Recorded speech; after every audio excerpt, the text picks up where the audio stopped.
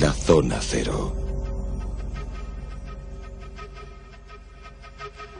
Aquí estamos en tiempo de Navidad, tiempo de Nochebuena y disfrutando muchísimo con los turrones, los mazapanes, el cava catalán, la sidra asturiana. En fin, hay que repartir un poquito de todo en la mesa y por supuesto los mejillones, mejillones todos en la mesa de Nochebuena.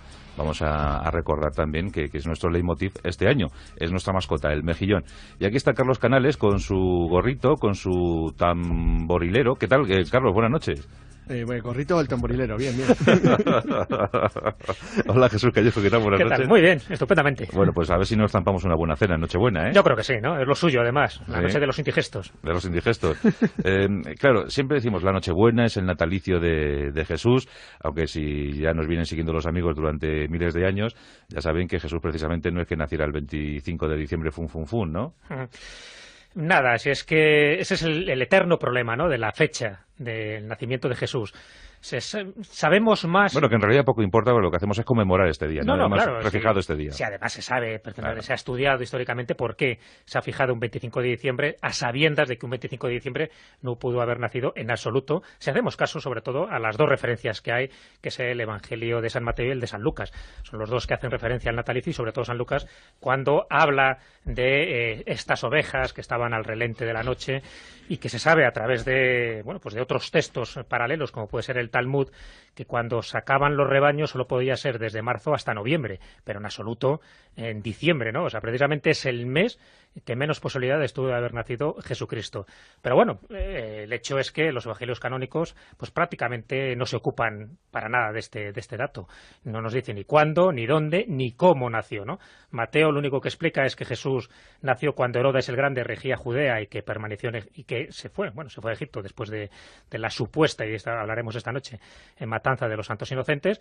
Y San Lucas, pues poco también, nos dice que su nacimiento tuvo lugar en Belén debido a un censo ordenado por César Augusto, siendo Quirino el famoso gobernador de Siria y su demarcación, y poco más. Todo lo demás lo tenemos prácticamente que extraer o bien de los pocos datos históricos de la época o bien de los evangelios apócrifos, lo cual también manda narices que muchas de las cosas que ahora corresponden con simbología clara navideña corresponden más a los evangelios apócrifos que a los evangelios canónicos. Pero bueno, eso es una de las grandes paradojas que tiene estas fechas. En ese famoso censo en el que Octavio Augusto se enteró que había 50 millones de almas bajo su mando. Carlos, no está nada mal, ¿eh? No estaba mal y sigue aumentando. Como es bien conocido, el punto máximo alcanza con Trajano, que llega a superar, o se acerca mucho a los 100 millones. Sí. Bueno, pues quería complementar un poco lo que ha dicho Jesús, porque aunque ahora hablaremos de cuándo se determinó la fecha de nacimiento como la que actualmente conocemos, es decir, el año 754 de la fundación de Roma, o lo que es lo mismo, nuestro año cero, en el momento que comenzaría nuestro calendario, en realidad la primera vez que se calculó cuándo había nacido Jesucristo, porque el problema no es solamente determinar el año, sino también, que no se sabía, realmente se había olvidado, sino también determinar la fecha dentro del año, que tiene toda su historia, como muy bien ha contado Jesús. Por de pronto había que calcular el año. Entonces, la primera referencia, al menos que yo conozca sobre el nacimiento de Jesucristo, es del año 243 de la era cristiana, obviamente, cuando se publicó un título que se llamaba Pacha Computus. Entonces, en él se justificaba el nacimiento de Jesucristo el 28 de marzo. Por cierto, es una fecha bastante probable, como luego veremos.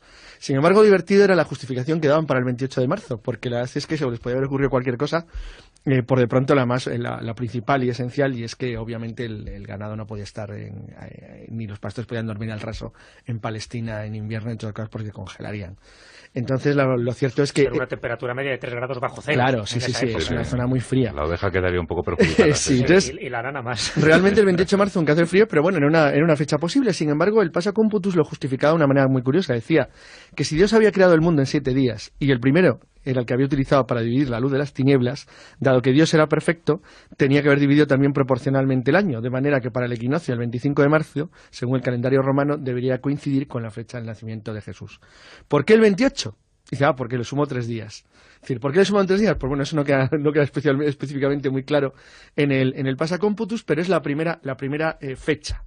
Durante un tiempo de aproximadamente siglo y medio, es cierto que los cristianos, aunque no tenían muy claro la fecha y no lo celebraban, sí el 28 de marzo había tenido cierta importancia, por lo menos entre las comunidades cristianas de Italia y de Roma. Sin embargo, el problema del debate se estaba alargando demasiado y finalmente el Papa Julio I decidió que había que poner una fecha. Y se lo encargó a un monje escita que se llamaba Dionisio el Exiguo, no por la especial, sino porque era muy chiquitín, era muy bajito. Entonces, Dionisio el Exiguo le hizo los cálculos, se dijo que se encargaba, bueno, era un tipo, sin duda alguna, un pelota el Papa, y decidió fallar como mínimo en 6 años. En 6 años, sí, porque según esto Jesús nacería en el 748. 754 la fundación de Roma. Pero que el tiempo real sería el 748. Puede ser, es una de las fechas posibles. Bueno, el por qué las fechas posibles se sabía realmente en el propio siglo IV, es decir, tampoco era un problema muy gordo, porque realmente es el concilio inicial y el que definitivamente establece no solo el año, sino como luego veremos también la fecha, el 25 de diciembre, pero 24 de diciembre. Pero hay una cosa muy curiosa en el caso del cálculo de Dionisio de Exiguo, y es que él sí conocía los datos históricos romanos, con lo cual él podía ser plenamente consciente de que Herodes había muerto en el año que él propugnaba como el nacimiento de Jesús, con lo cual era bastante complicado que hubiera ordenado la matanza de los inocentes, dado que llevaba en la tumba por lo menos 5 años. Entonces, bueno, ese es el principal error. Entonces, el problema es que desde entonces toda la cronología de la vida de Jesús está sujeta a caución, es decir, es compleja porque no la podemos saber nunca, dado que fallamos desde el momento esencial, y es que no sabemos cuándo nació. Bueno, no sabemos cuándo nació, ese es el primer punto, primer capítulo. Vamos a ver si nació en Belén. Sí, parece que nació en Belén o no. Bueno, ahí entraríamos también en otra de las... Pero bueno, Jesús. Es verdad que todo lo que rodea la vida de Jesús, todo, es verdad, hay que ponerlo en caución. Es el personaje más relevante, más influyente, más trascendente de la historia y posiblemente del que menos se sabe. Está claro, pero claro, ya lo hemos comentado más de una vez, su importancia histórica y religiosa surge a partir de su muerte y resurrección, ¿no? Sí. Entonces, desde ese momento es cuando se crea todo un corpus alrededor de la figura de Jesús. Y no había documentación. Y no había documentación, entonces lo que no había se inventa. Claro, la única documentación que tenemos son los evangelios canónicos. Entonces, claro, los que no son cristianos, pues lo ponen un poco en duda, y ya no digamos los evangelios apócrifos. Por lo tanto, tenemos que irnos pues a referencias más o menos indirectas de quién era Jesús y todo lo que ocurrió a lo largo y ancho de su vida, ¿no? Empezando por su nacimiento, porque claro, como te acabo de comentar, ni el Evangelio de San Mateo ni el Evangelio de San Lucas pues hacen prácticamente referencia, por lo menos con detalles exhaustivos y rigurosos, hace referencia a cómo ocurrió, ¿no? Sencillamente nos hablan de Belén. Bueno, pero ¿realmente nació en Belén? Ya digo, tenemos que irnos un poco a esa información que nos suministran los evangelios apócrifos. El caso es que en el año 6 antes de Cristo exacto. tenemos a una familia itinerando por Galilea por causa de un censo. Por causa de un censo, claro. Es los pocos datos históricos que tenemos, ese famoso censo de Quirino, ¿no? Entonces, ¿dónde nació? Parece ser que en Belén no. Parece que nació entre Jericó y Betania, según uno de esos evangelios apócrifos que son, parece que, más precisos, ¿no?, a la hora de ubicar geográficamente. Eso lo dice el libro sobre la infancia de Salvador, es el que nos habla de entre Jericó y Betania.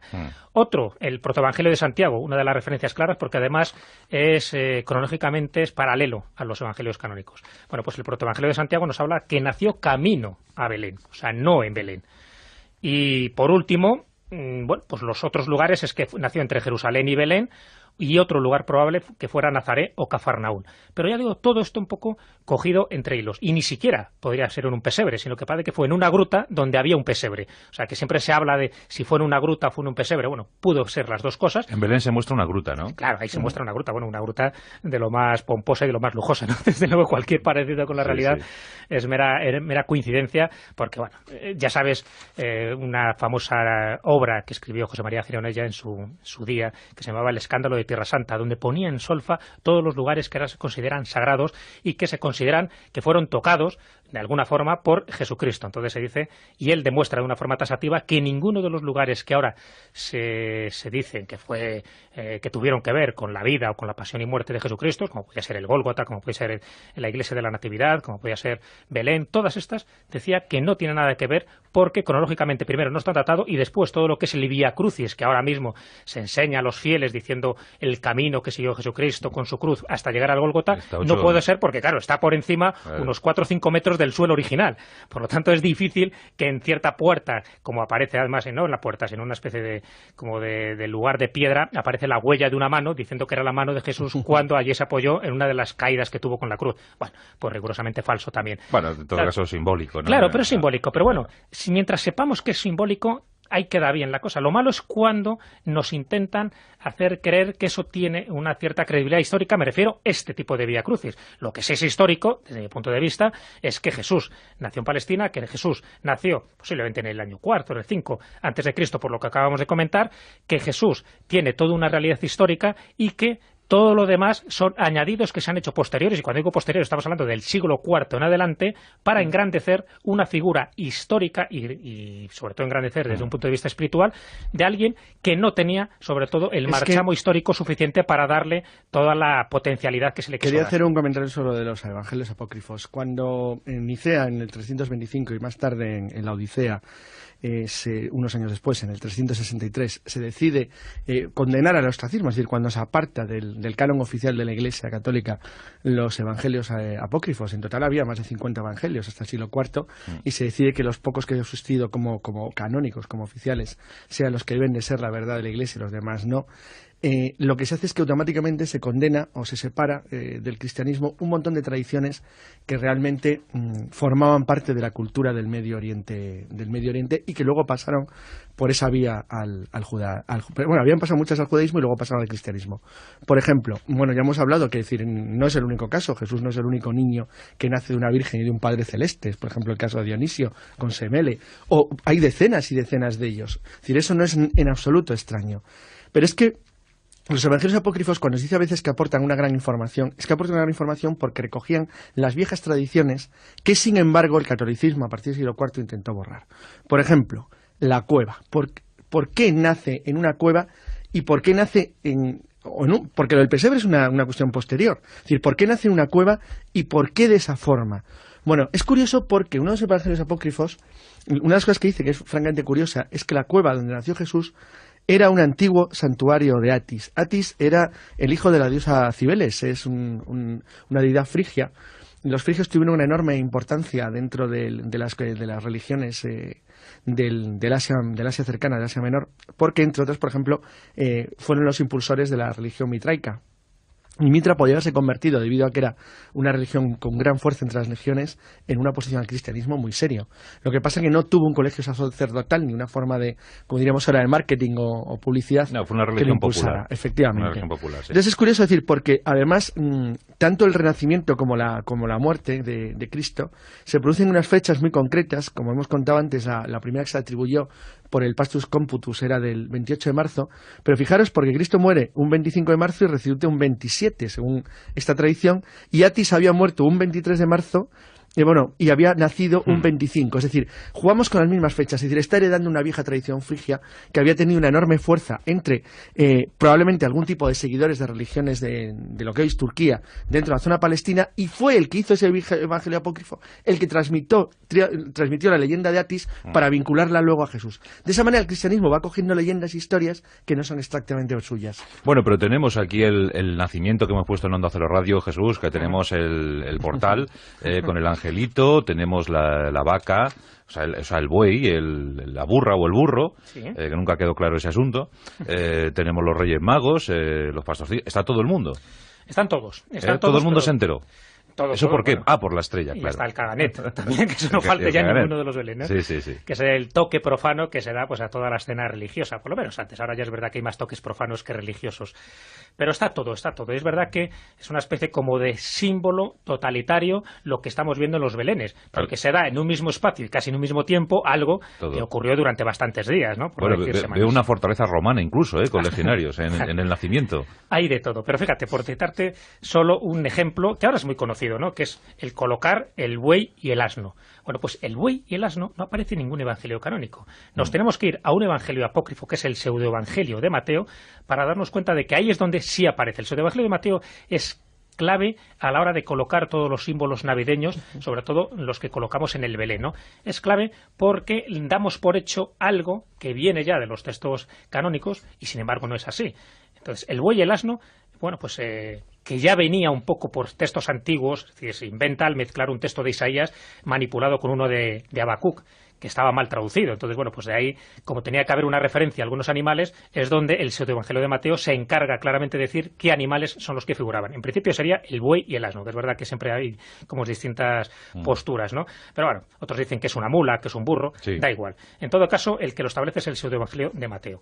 Y bueno, y a partir de ahí, todo lo demás, es decir, los ángeles que cantan, la adoración de los pastores, todos son elementos de evangelios apócrifos, para que nos demos cuenta de la importancia, ¿no?, que tenían estos textos, que a pesar de que en el Concilio de Nicea se les consideró, pues eso, como falsos, como apócrifos, ¿no?, dentro de la terminología, no era verdad, porque sí había una aceptación popular de muchísimos de los elementos que aparecían ahí, incluida la estrella, que apenas se dice nada, pero ya la estrella te la colocan en un sitio fijo, cuando sabemos perfectamente que había por lo menos 3 tipos de estrellas, o 3 tipos de luminarias, mejor sería, ¿no? Una móvil, que es la que conduce a los magos de Oriente, que esa es otra, ¿no?, quién eran estos magos y dónde procedían realmente, pero bueno, que en todo caso es una estrella móvil, a la que está situada de una forma estática y fija en el pesebre cueva, y la otra, la que inunda, lo que llama la gloria del Señor, la que inunda el pesebre y la cueva, para dar como una especie de escenificación gloriosa a lo que estaba ocurriendo en ese momento. Sí, bueno, incluso la fortaleza romana, que era pues la más próxima, debía estar a 8 o 10 kilómetros, era ¿no? la fortaleza Antonia, ¿no? En el tiempo de nacimiento de Jesús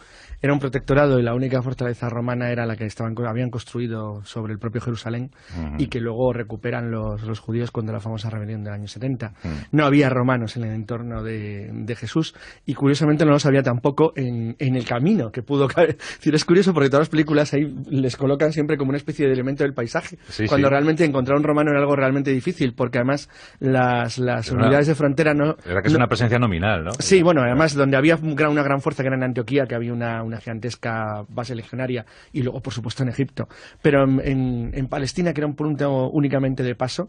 Luego ya cuando se intensificó la guerra... Una corte. Claro, cuando se intensificó la guerra, en Partia de nuevo contra los partos, y sobre todo cuando Trajano decide ocupar la Arabia Feliz, es decir, el emporio comercial de los nabateos en el interior del desierto, la famosísima Petra, entonces sí hay una enorme presencia romana para defender.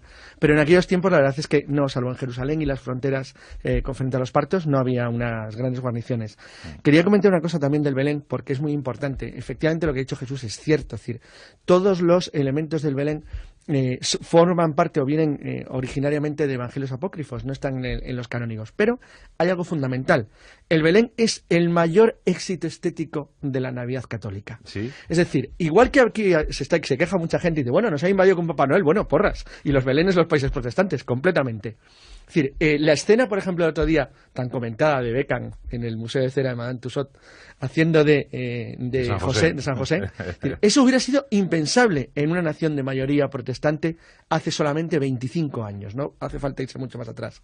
Es decir, el Belén ha sido el gran éxito del catolicismo, porque el Belén es totalmente integrador. Cuando tú has dicho que se van poniendo cosas, es cierto. Es decir, cuando San Francisco de Asís en 1224 hace un Belén humano, que la familia sagrada, y ya está. Claro, es decir, y sin embargo luego se han ido añadiendo cositas. Animalitos. Entonces, claro, es decir, cuando el Belén ya llega en su forma actual de Nápoles en el siglo XVIII a España, inmediatamente pasa a América, la América colonial, donde se le incorpora un montón de cosas que aquí no hay. Hay tapires, iguanas, es decir, hay un montón de bichos que no aparecen en Europa, de la misma manera que yo he visto hace poco pues un Belén de un niño pequeñito que tenía dinosaurios por ahí colocados. Bueno, pues, muchos gremios del siglo XVIII, ¿no? Exacto. Entonces, esa forma, esa capacidad integradora del Belén la ha convertido progresivamente, bueno, pues en el elemento simbólico, icónico más importante de la Navidad católica, porque realmente todos los demás elementos navideños que nos rodean son protestantes, básicamente. Sí. Por cierto, Jesús, qué malo era Herodes, ¿eh? Era un tipo tremendo, ¿no? Muy maluto, muy maluto. Sí. Yo creo que lo han hecho más malo de lo que era, y mira que ya era. Y mira que era malo, ¿eh? No fueron tantos niños como parece, ¿no? Bueno, hombre, según la Iglesia de Armenia fueron 144.000. O sea, que yo creo que se pasaron un pelín. Mató todo Palestina y parte de... Claro, ya puestos... Creo que fueron 16, ¿no? Claro, bueno, ya sabes, te digo la Iglesia de Armenia porque también incluso los etíopes o los griegos en algún momento pues empezaron a fijar, unos decían 144.000, otros 14.000, bueno, empezaron a dar datos, yo creo que totalmente exagerados, pero claro, cuando vemos que ya falla en la propia base histórica... Bueno, también murieron 162.500 sarracenos en Covadonga, ¿eh? Claro, bueno, sí, vamos. Y es verdad que había muchas masacres en aquella época, sobre todo en Galilea, pero no tanto de niños, sino, bueno, pues las masacres que había, y eso que estábamos todavía en la paz romana, ¿no?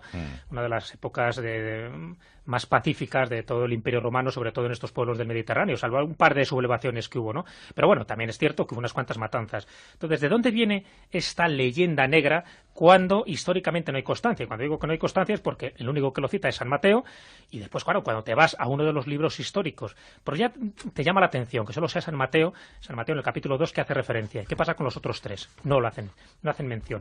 Y cuando te vas a la obra clave de aquel momento, que es la de Flavio Josefo, el de Antigüedades Judías, también te extraña que no cite ese episodio cuando, en fin, una cosa de esta envergadura, matar a todos los niños varones menores de 2 años, pues en fin, alguna huella hubiera dejado, ¿no?, en aquel momento. No hay ninguna otra referencia. Entonces, salvando, ¿no?, la distancia cronológica de que Herodes realmente muere en el año 4 antes de Jesucristo en Jericó, bueno, pero eso es por la cronología que estamos diciendo, que la mala cronología que hizo Dionisio el Exiguo, sí queda algo un poco ahí patente. Es decir, ¿por qué celebramos entonces lo de los santos inocentes? Bueno, es verdad que Herodes era muy maluto, este famoso gobernador de Galilea, que luego se convierte en el rey de los judíos. Él mata a 2 esposas de las 10 que tuvo, y también se sabe que mata por lo menos a 3 de sus hijos. Bueno, bien, es cierto que no era un personaje muy recomendable. De hecho, hasta el propio emperador Augusto comentaba que valía ser más cerdo en casa de Herodes que ser un niño, es decir, porque tenía menos respeto a los niños que a los cerdos. Fíjate la frase tan tremenda, ¿no?